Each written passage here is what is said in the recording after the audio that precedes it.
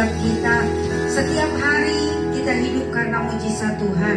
Setiap hari kita melihat kebaikan Tuhan yang luar biasa dalam setiap kehidupan kita. Dan sore hari ini menjelang malam, mari kita mau menyenangkan hati Tuhan. Kita yang ada di tempat ini maupun kita ada yang ada di rumah. Shalom, selamat sore. Saya percaya bahwa hari ini ada sesuatu yang Tuhan akan nyatakan dalam setiap kehidupan kita. Mari kita mau datang dengan segenap kerinduan kita kepada Tuhan. Kita mau serahkan hidup kita, kita mau sembah Dia, kita mau muji Tuhan, kita mau menyenangkan hati Tuhan. Sebab Tuhan, Dia Allah kekuatan dalam kehidupan kita. Hanya dekat dengan Allah jiwa kita merasa tenang. Dekat dengan Allah, apapun yang kita alami, apapun yang kita jalani hari-hari ini, membuat kita mampu untuk terus melangkah bersama Tuhan. Jangan pernah takut, jangan pernah khawatir, jangan pernah bimbang, sebab kita punya Allah yang besar, Allah yang selalu membuat mujizat, Allah yang selalu datang dan menolong setiap kita, Allah yang membela kita, bahkan Allah yang tidak pernah meninggalkan kita. Amin. Di dalam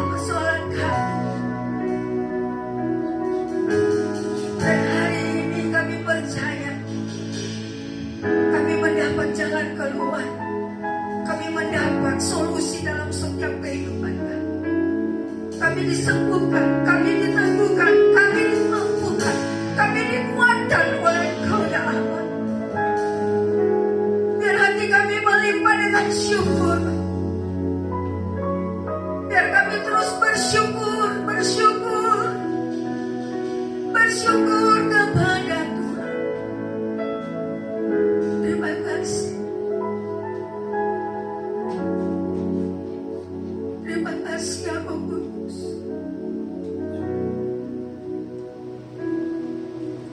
Tinggal tenang denganmu Tuhan. Tinggal dekat denganmu ya Allah. Biar itu menjadi sukacita dalam setiap kehidupan kami.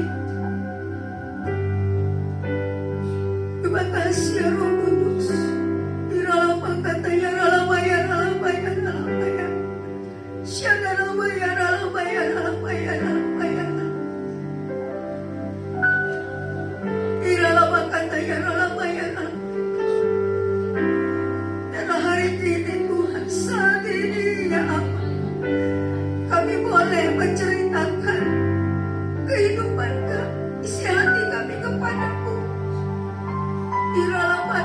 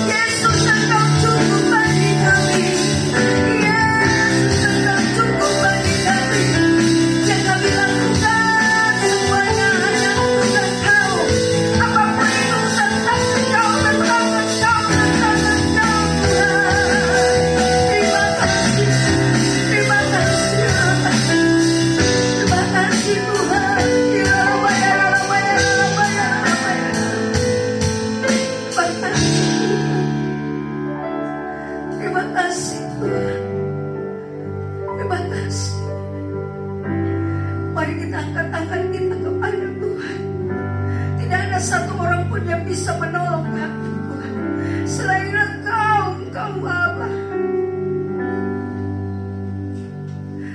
Mengalir kuasa dari tempat maha tinggi, Bapa kekal mulia, Kau hadir di sini, memulihkan hati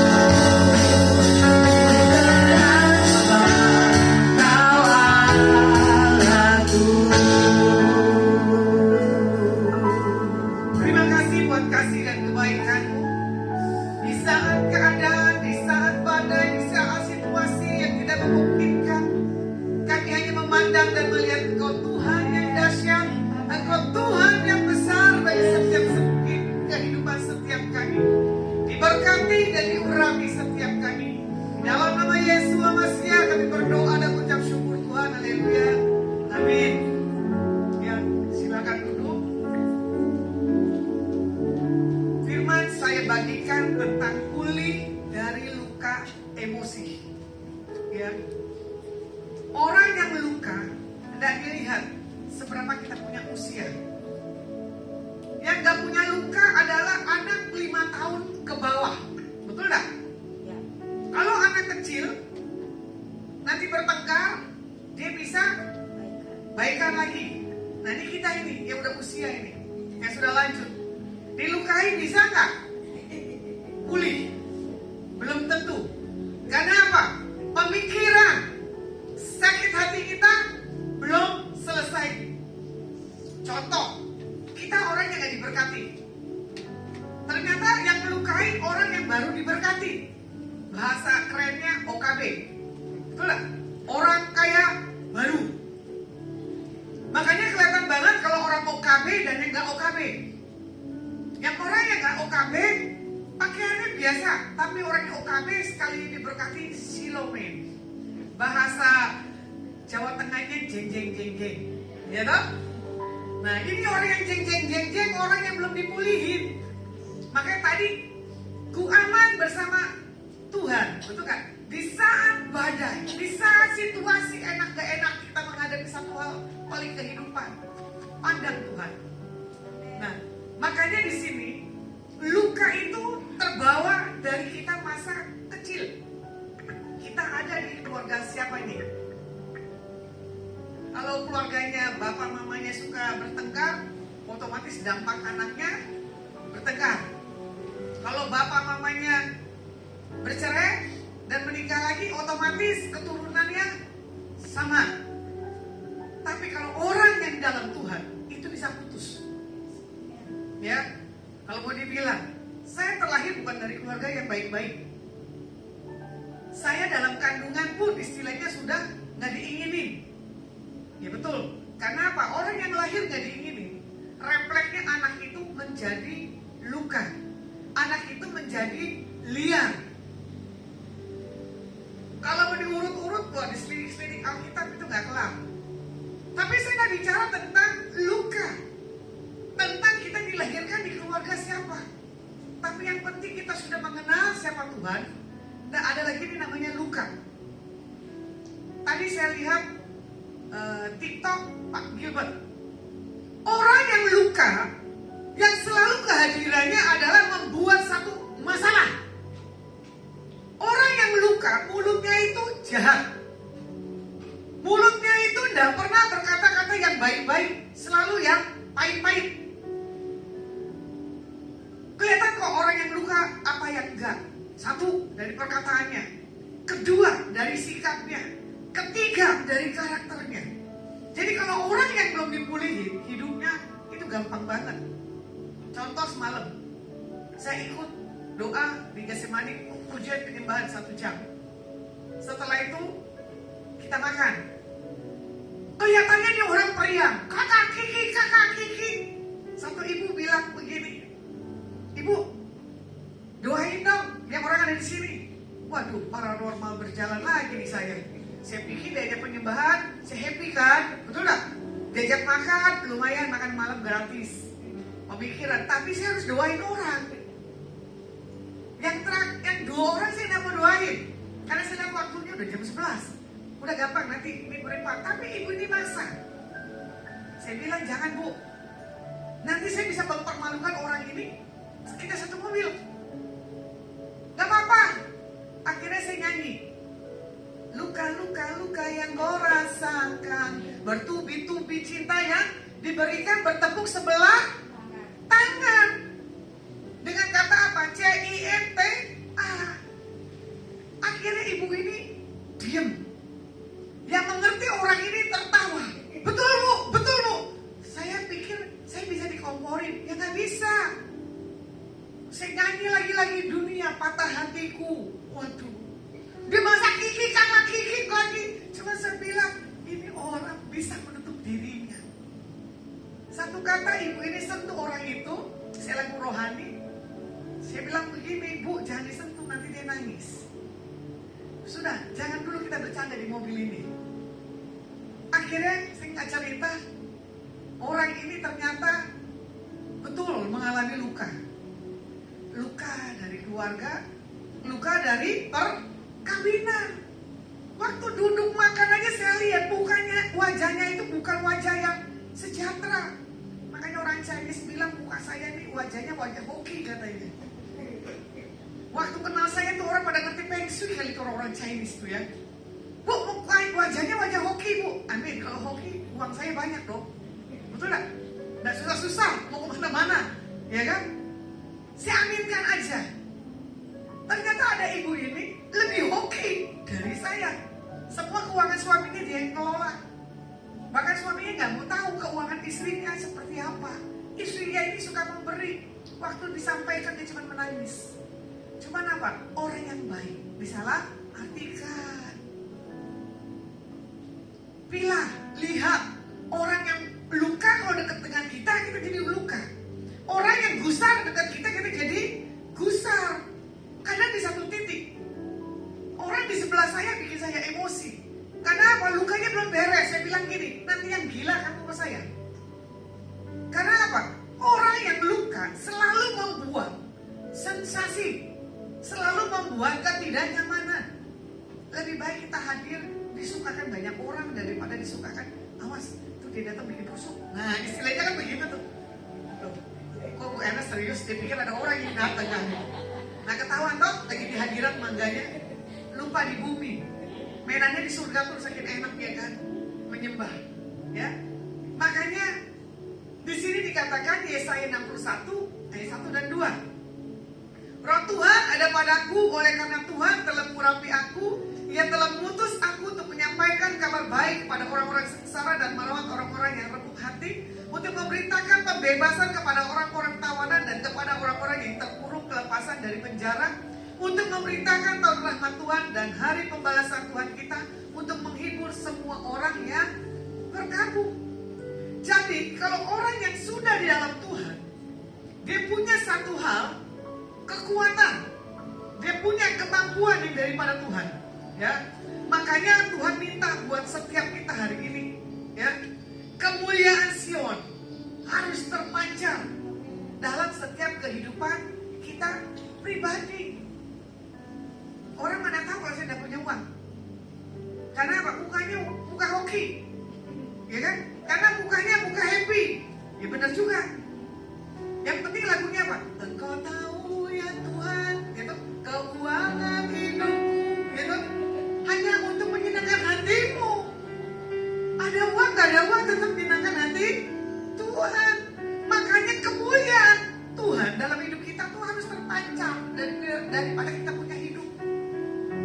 Ya Bu, kita udah tahu umur kita siapa duluan yang dipanggil, ibu apa saya. Tapi kalau kita tidak memancarkan kemuliaan Tuhan, kita tidak menunjukkan ini wajah yang sudah dipulihin, kita bukan anak Tuhan, anak dunia. Karena anak dunia apa? Mikirin apa? Uang, betul gak? Mikirannya jeng-jeng, mikirinnya apa? Penampilan, ya dong? Karena apa? Dunia butuh pengakuan. Makanya orang yang luka, coba deh kalau diangkat, pasti tertawa. Tapi kalau orang yang luka, gendut lu, jelek lu, gue pasti ngamuk. Main fisik katanya. Saya bilang ya bukan main fisik, kenyataan, betul gak?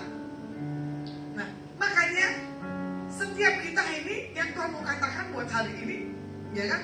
Bagaimana kita terlahir ke dunia ini, kita menjadi satu gambaran di atas orang-orang yang kita temui, yang kita jumpai. Makanya di sini juga dikatakan apa? Ini tahun rahmat Tuhan untuk memberitakan kelepasan dan kebebasan. Ada orang ibadah 1 minggu penuh, wih rajin sekali.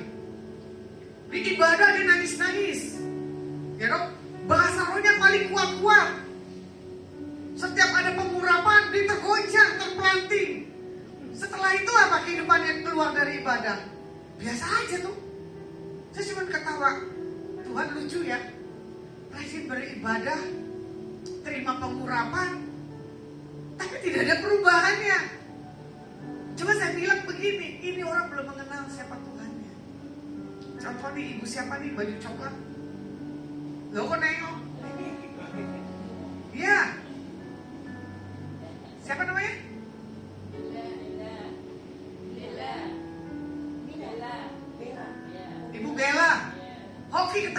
stasiun.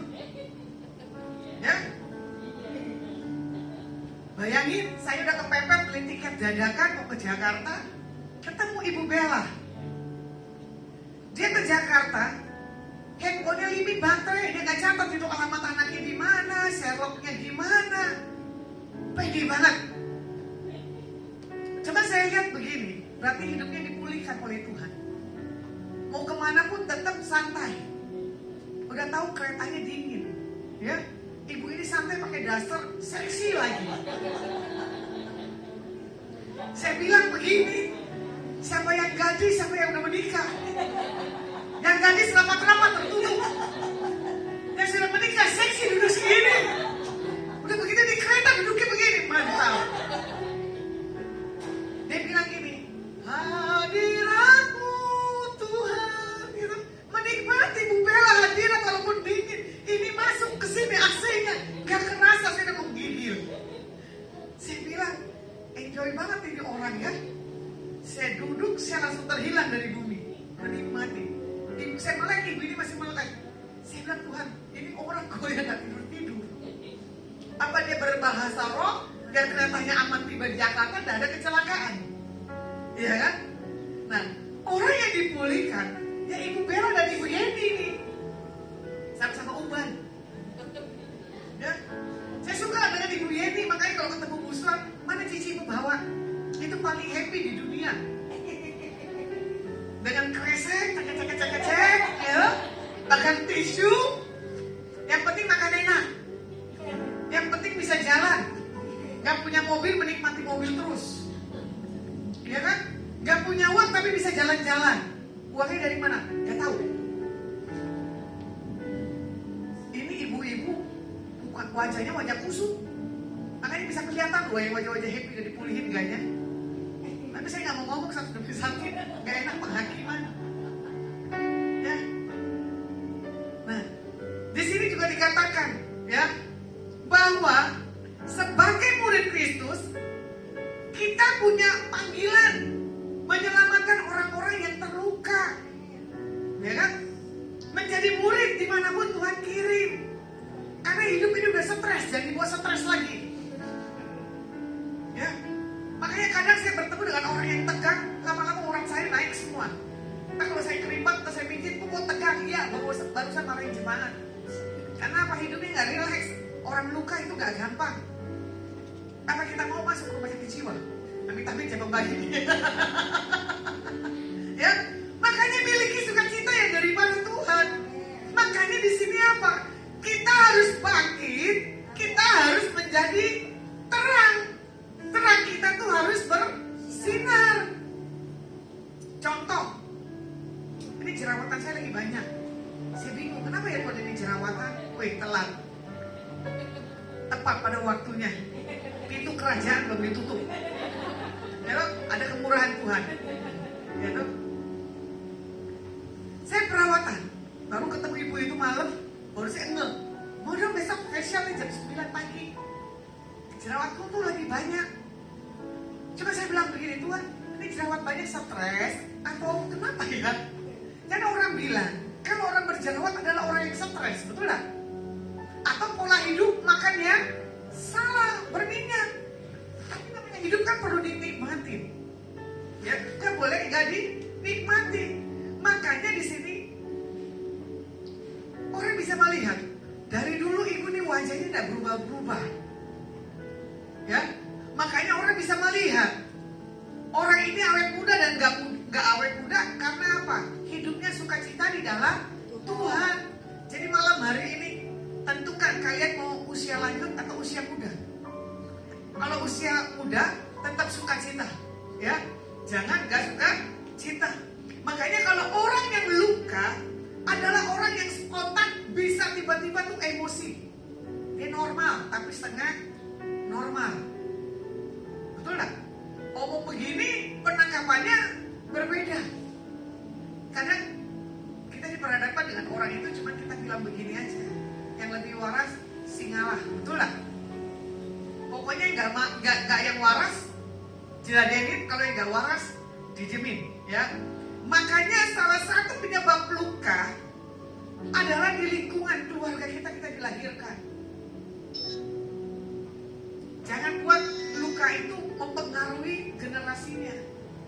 Cukup luka sampai di kita, jangan sampai ada di generasi. Makanya di sini jangan sampai kita ini terluka, melukai banyak orang. Belum tentu saya sebagai pelayan Tuhan tidak punya luka, punya. Apalagi kalau ada jemaat yang ngomongin saya.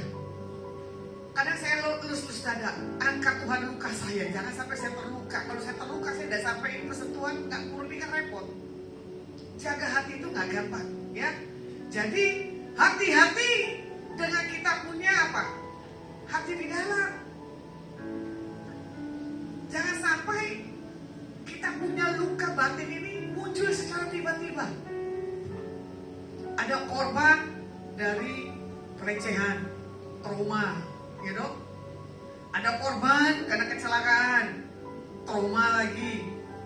Ada korban dipukul sama orang tuanya, luka lagi. Saya cuma bingung ya, kenapa orang kok di dalam Tuhan masih luka-luka? Ini pertanyaan yang hari ini yang saya masih tanya sama Tuhan.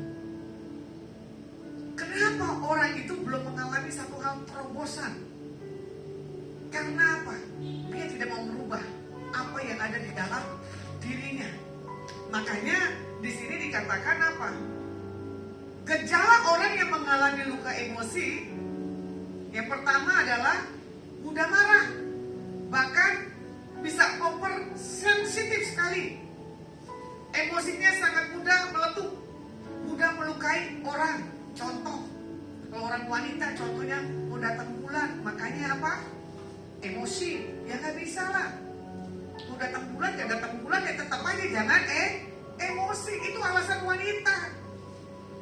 Terus mudah marah karena dibilang apa? Mau menuju menopause.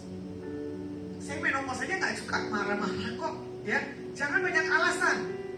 Nah, Tuhan minta jangan sampai kesensitifan kita itu mempengaruhi kita punya hidup.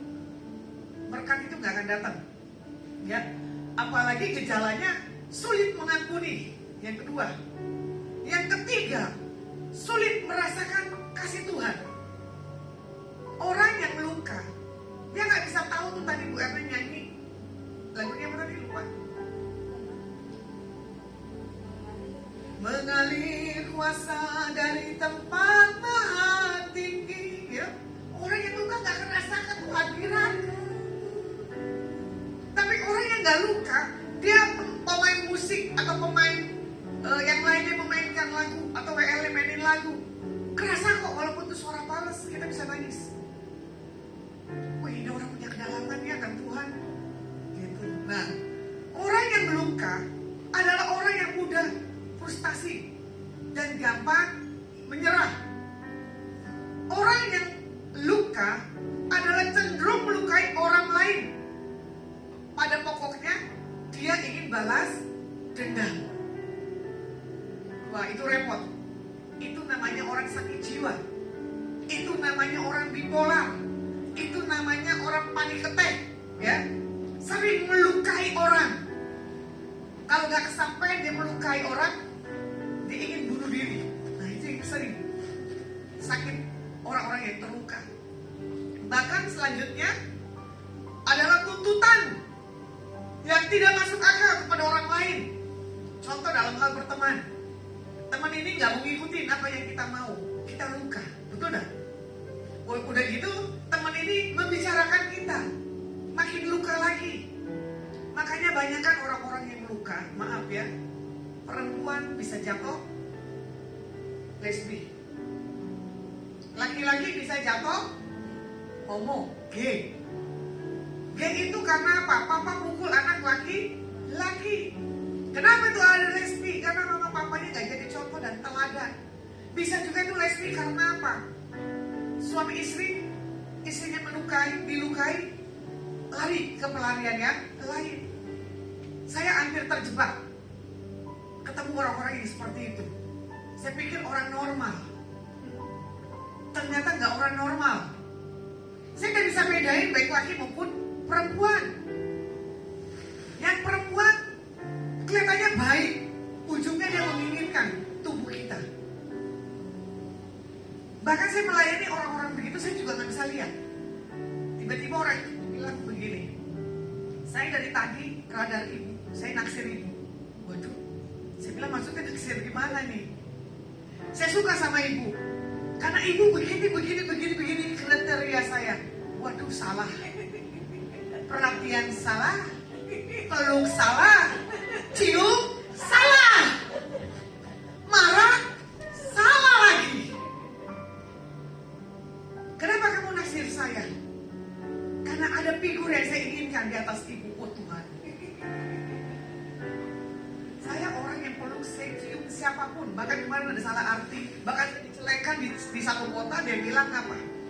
Itu loh pendeta cium ini, kata gitu.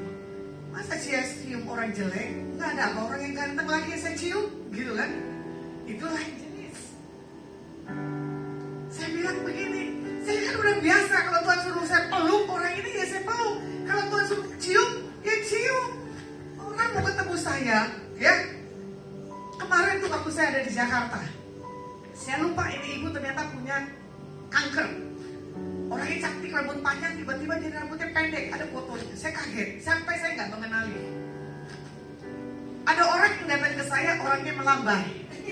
Ya, saya lintas, apapun saya melayani. Dia datang, ibu cium. Saya juga cium dong, peluk juga dong. Saya nggak tahu sebelah itu tamu saya. Ini rawan loh saya kemana-mana loh. Jadi selebriti. Ya dong. Dengan orang melambai, makan, duduk, cakakak, cikikik, saya diperhatiin. Ini siapa ya? Dari tadi ibu senyum ya. Akhirnya dia bangun, dia temuin saya, dia sebut namanya temannya ini. Saya baru kaget, terbelalak. Ya Tuhan, ternyata saya ketemu tamu yang saya tidak mengerti. Ya kan? Akhirnya saya bilang, aduh, pembicaraannya jadi gimana ya? Nah, singkat cerita dia punya 2 anaknya ikut di situ, saya doain.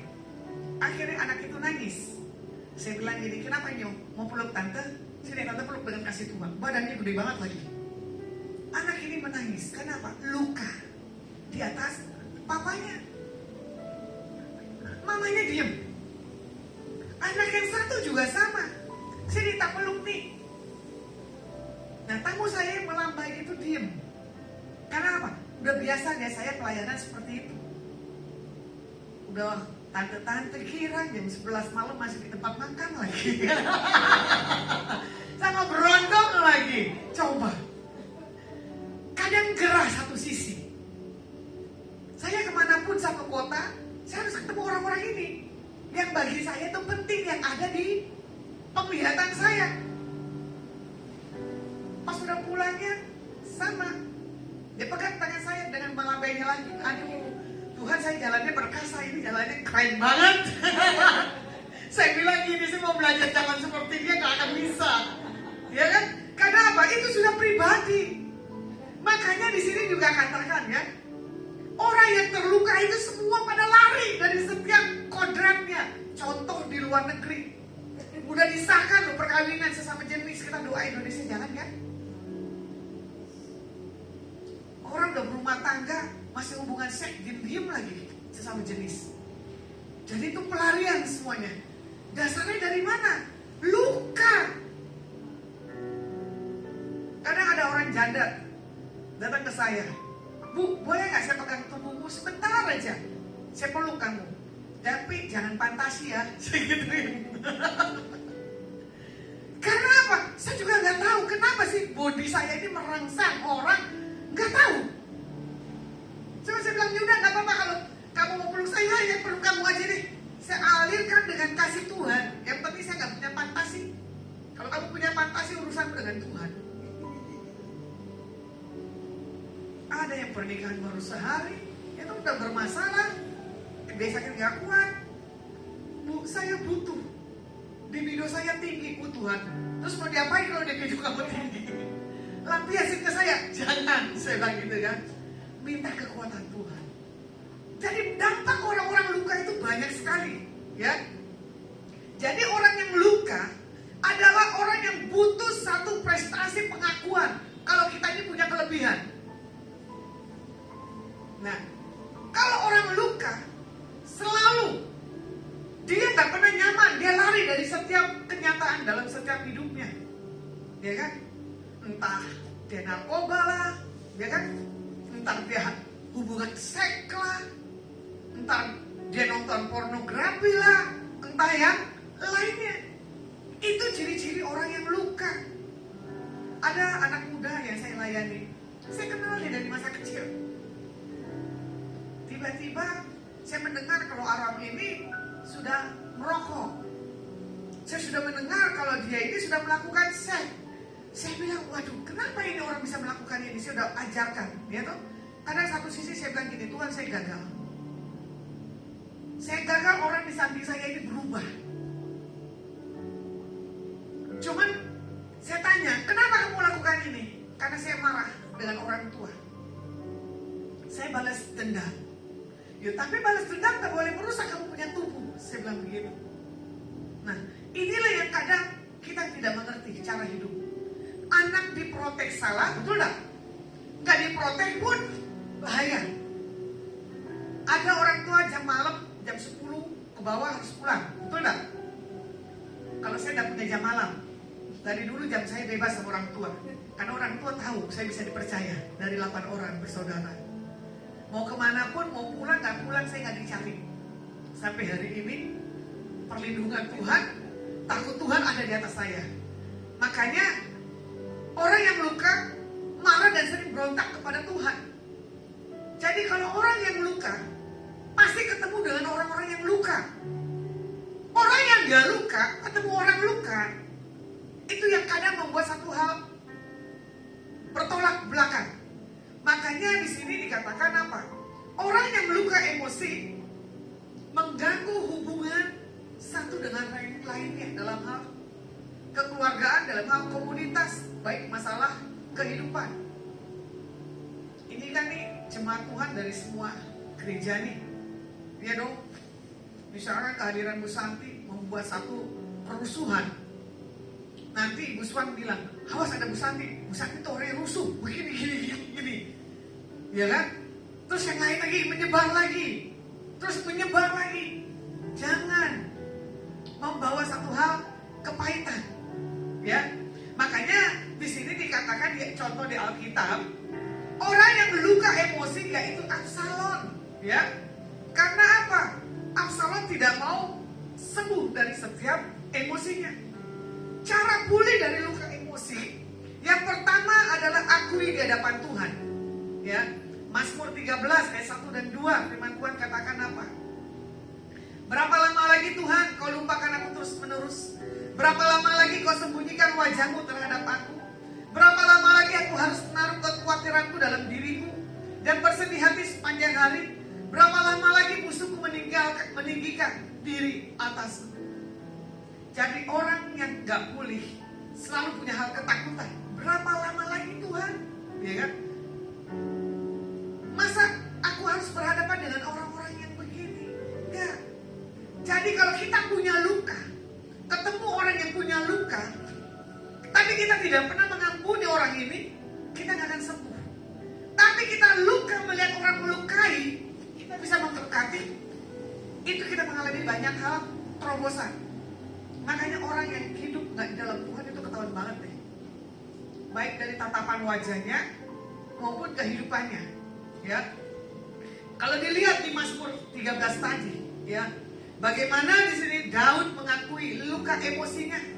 Ya. Makanya di sini Daud mengakui luka emosi yang dipendam dan menyibukkan diri kepada banyak hal. Kalau dilihat yang kedua, bawa dan serahkan kepada Tuhan. Tuhan membawa kita luka emosi kita kepadanya secara pribadi. Nah, kalau kita belum berpaling kepada Tuhan, belum ada satu tempat yang dibicarakan untuk kita curhat, yaitu seluruh isi hati kepada orang yang bisa dipercaya, itu nggak mudah dan nggak gampang. Ya, makanya di sini juga dikatakan apa? Luka bisa pulih, akui di hadapan Tuhan.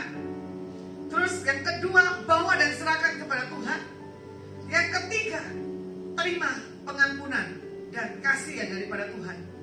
Kita harus punya pikiran, doa, hati Tuhan dalam setiap kehidupan kita, supaya nggak ada lagi, ya kan, emosi dan luka yang menghalangi kita datang kepada Tuhan.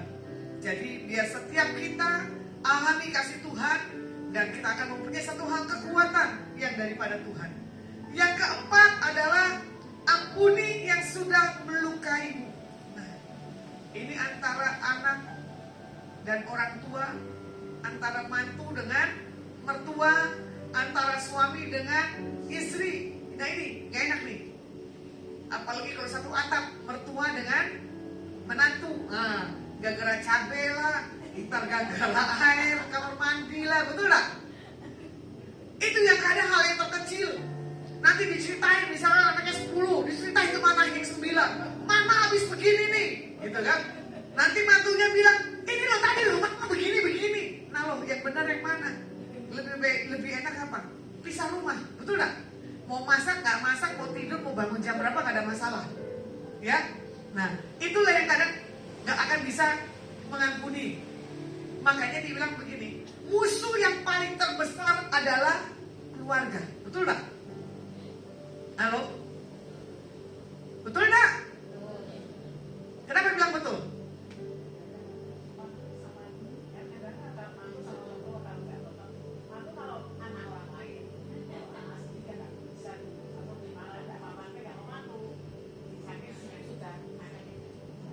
Kan? Musuh yang terbesar itu satu keluarga, adik kakak, betul ya? Kita dilukai siapapun, pasti kita bisa ngampuni. Udah gitu kita nggak mau dekat orang itu, betul nggak? Kalau orang lain misalnya kita terluka, ketemu di mall, ada lagi, gitu. Tapi Ayub katakan begini, apa yang kau takutkan, itulah yang terjadi. Saya berapa kali lu gak suka sama nih orang, tiba-tiba diketemukan orang ini lagi. Sampai saya lagi, Tuhan, ini enak saya belum hilang-hilang kali ya, kok ketemu orang-orang yang bikin saya marah terus. Sampai saya punya kemerdekaan, saya gak diketemukan orang ini lagi. Karena apa? Lukasnya udah beres. Ya nih ya. Jadi kalau ketemu saya, kamu jangan luka. Bu Lasma iseng nih, tak kitik-kitik lagi. Ya, jadi buat sekitar kita nih, lingkungan orang-orang yang di dalam Tuhan, miliki satu kebebasan dan kelepasan. Makanya kadang pegawai buswa kalau saya datang, pegawainya pada suka banget. Karena apa? Rame, betul gak? Lucu, emang saya badut. Hah? Enak apanya? Makanya buswa minta undang terus, saya bilang enggak, nanti lain waktu sebelum Tuhan Yesus datang. Ya. Yang kelima adalah isi ulang pikiran kita dengan hati Yesus. Kalau ku hidup bagimu, hatiku tetap menyembahmu. Dunia tak bisa menjauhkanku dari kasih-Mu.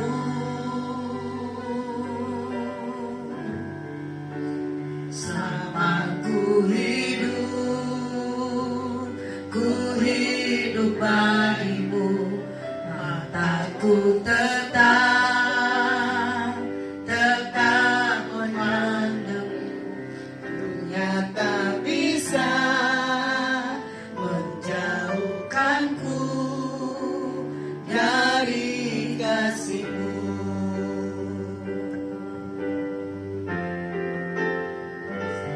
kalau orang hidupnya udah gak terluka, hidupnya selalu dekat ke Tuhan. Hidupnya bergantung kepada Tuhan, bukan kepada yang lainnya. Makanya kalau kita memandang Tuhan, gak pandang masalah utang, ya, gak pandang masalah besok mau makan apa, bawa happy aja. Saya baru pulang Jakarta, stok makanan saya gak ada. Saya cuma kontak orang ini, Bu, buahku habis.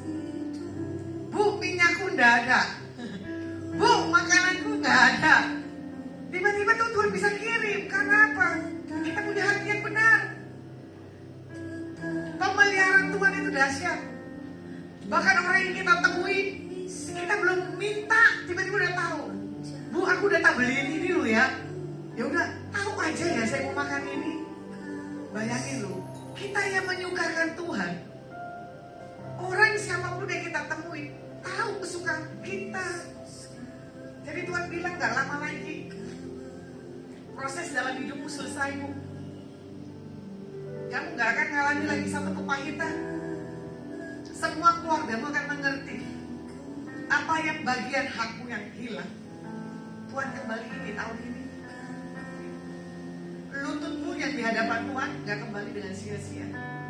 Ya, Tuhan bilang sepakat dengan anakmu, berseru biar apa yang menjadi bagian dalam hidupmu semua dikembalikan dengan cara Tuhan yang ajaib. Nanti traktir musuhan makan bakso. Kenapa kamu menangis? Kan yang didoakan ini. Emang kamu tahu pergumulan dia? Mana tisunya Bu Herman? Saya nggak minta kamu nangis di sini, Ibu. Berarti Ibu ada luka ini. Tadi pegawai Ibu Suan bilang orangnya lucu Lasma ya. Loh, enak kenapa nangis?